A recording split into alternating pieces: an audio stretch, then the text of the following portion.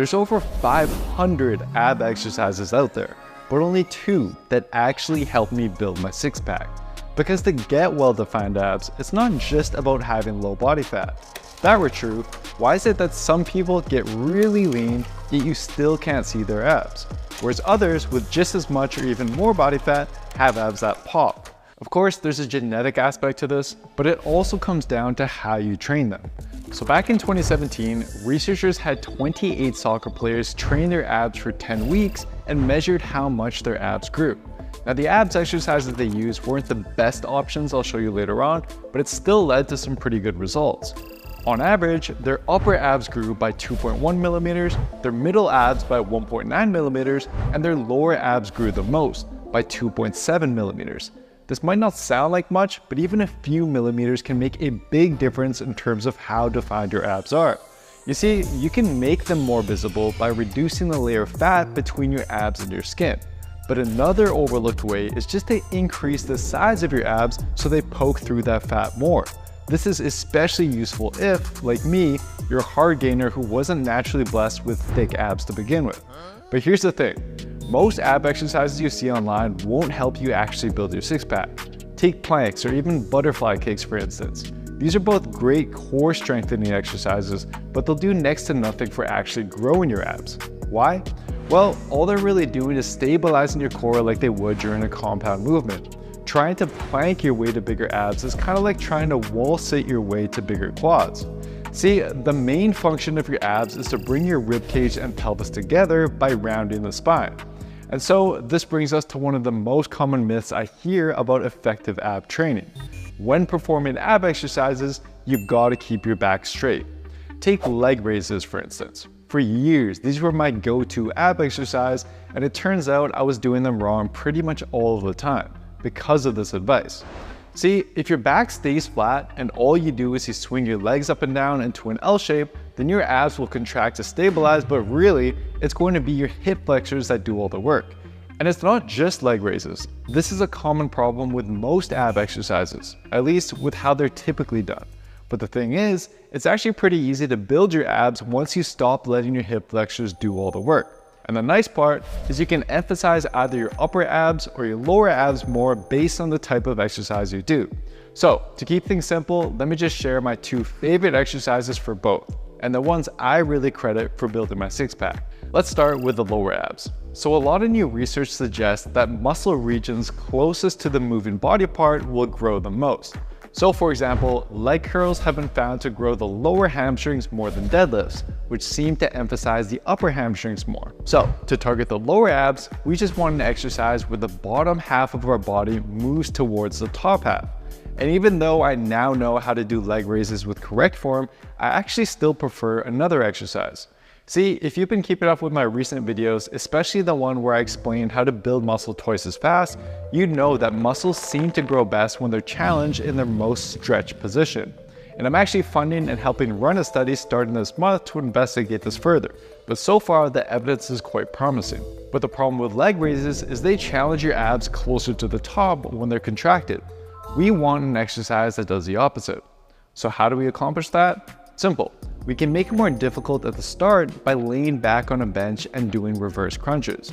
But you've got to remember what I just said about your hip flexors. If your back stays straight, they're going to be doing most of the work. So instead, bend your knees in towards your body and think about raising your hips up and crunching your knees towards your chest to actually round your spine. Think C shape instead of L shape. Go up as far as you can, then slowly control the way down. But I'll admit, this is a tough exercise. So let me first show you a more beginner-friendly version, followed by a more advanced version that you can gradually work up to. For beginners, bring your knees closer to your chest and try to just lift your tailbone off the bench without swinging your legs. If you can do that, you'll still be effectively hitting your lower abs. Once you get stronger, try to get higher and higher and then gradually straighten your legs out more to simulate the effect of adding weight to the movement. And if you want to make this even more effective, then you want to increase the stretch your abs get at the bottom. And for that, I'd highly recommend getting an ab mat and placing that between your lower back and the bench. And I'll leave an Amazon link to the one I recommend in the description box down below. But now, let's move on to the upper abs. So for the lower abs, we wanted to bring the lower body up towards the torso. But now we want the opposite, an exercise where we're now folding the upper body towards the lower body. Again, I'll show a beginner version first, and then a more advanced version I've personally been seeing amazing results with. Now the easiest way to hit the upper abs as a beginner is with crunches. But again, you've got to avoid the all too common mistake of flattening your spine and moving in an L shape. Instead, think about folding your chest down towards your pelvis into a C shape.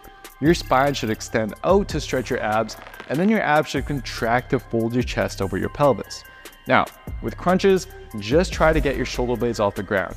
Any higher, and it's just going to be your hip flexors taking over. But again, if you want even better results from each rep, then you need to use an ab mat. Trust me, this fixes a lot of issues with these ab exercises as it gives them enough of a stretch and challenge in that bottom position.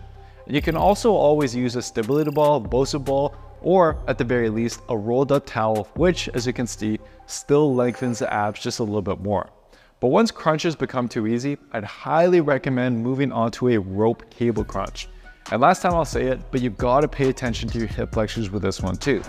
If your hips are swinging back to your heels every rep, you're just using momentum in your hip flexors to move the weight. Again, focus on the spine. Lock your hips at 90 degrees, lock your arms next to your ears, and then contract your upper abs as you try to fold your chest down onto your abs.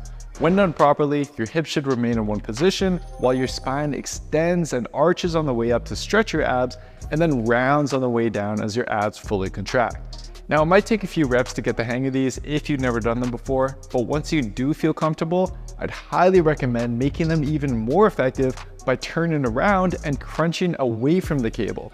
Now, all the same tips apply, you just have to get used to balancing and maybe go a little bit lighter to start out. A longer rope also helps with this one. But once you do get it right, you should feel that the movement is now a lot harder in that beginning position. Exactly what we're going for. But here's an important tip you should know about growing your abs. Train them like any other muscle. Hard with progressive overload, but also give them time to rest. I personally recommend doing 3 sets of each exercise for 6 to 12 reps. Once you can do 12 reps for all 3 sets, then bump up the difficulty or add a little bit more weight. Start with training them once a week, and if you're really serious, bump it up to twice a week. But honestly, you can have the largest abs in the world and they'll still remain hidden if they're covered by too much fat.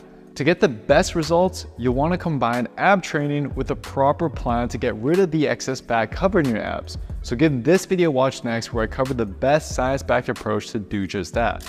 But if you're looking for more guidance and just want a proven step-by-step plan that takes care of all the guesswork for you, just head over to builtwithscience.com to find the best program for you and your body. Thanks for watching, and I'll see you next time.